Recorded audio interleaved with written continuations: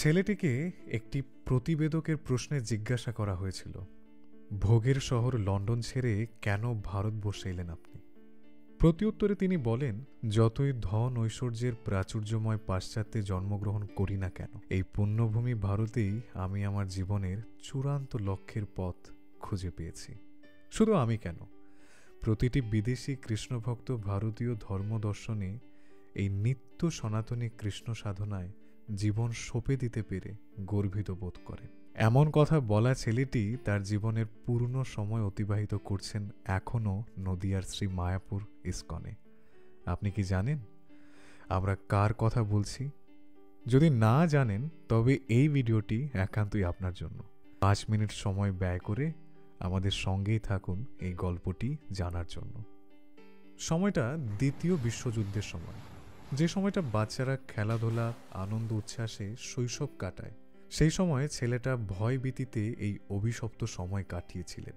লন্ডনের ট্যামস নদীর উপকূল বার্নেট শহরে জন্মগ্রহণ করেন জন নামের এই ছেলেটি, যার শৈশবের অধিকাংশ সময়টাই যুদ্ধের ভয়ে কেটেছে।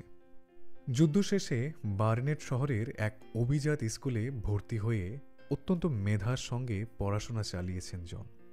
মাত্র 13 বছর বয়সে আধ্যাত্মিক প্রসঙ্গে হাজার প্রশ্ন করতেন মাকে। এমন প্রশ্ন শুনে আতঙ্কিত হতেন মা। জীবনের মূল অধ্যায়টাই যেন শুরু হলো জনের।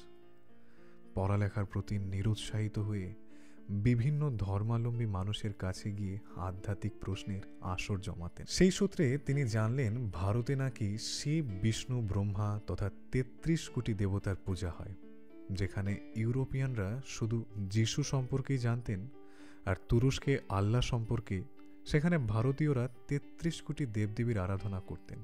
এমন যুক্তি গ্রাহ্য মনে দেখা দিল নানা সংশয় ও অজস্র কৌতূহলের। এরই মধ্যে প্রভুপাদের ইস্কন হরে কৃষ্ণ আন্দোলন আমেরিকা হয়ে পাশ্চাত্যের দেশে দেশে ছড়িয়ে পড়তে শুরু করেছে।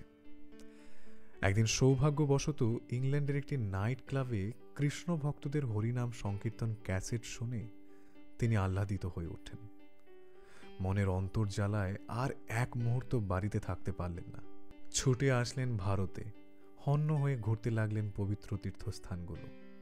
উদ্দেশ্য একটাই, সদ্গুরুর সন্ধান।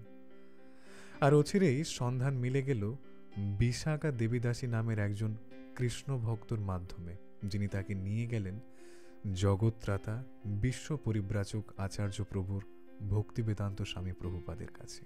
মনের শান্তি ফিরে পেলেন জন। শিল প্রভুপাদের পা জড়িয়ে ধরে আকুতি প্রকাশ করলেন।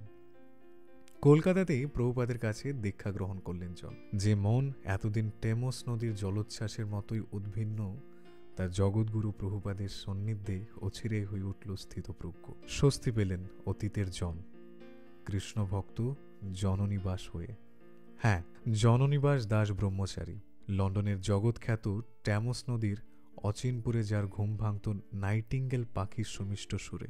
আজ প্রতিটি দিন, প্রতিটি মাস, প্রতিটি বছর জনের অর্থাৎ আজকের জননিবাস প্রভুর শয়নে জাগরণে কৃষ্ণ মন্ত্রে কৃষ্ণ নামে শ্রী শ্রী রাধা মাধবের শ্রী বিগ্রহ অর্চনায় নিবেদিত প্রাণ। জননিবাস প্রভুকে মায়াপুরে ব্রাহ্মণ দীক্ষা দিয়ে শ্রী শ্রী রাধা মাধবের বিশেষ সেবায় নিযুক্ত করেন স্বয়ং প্রভুপাদ।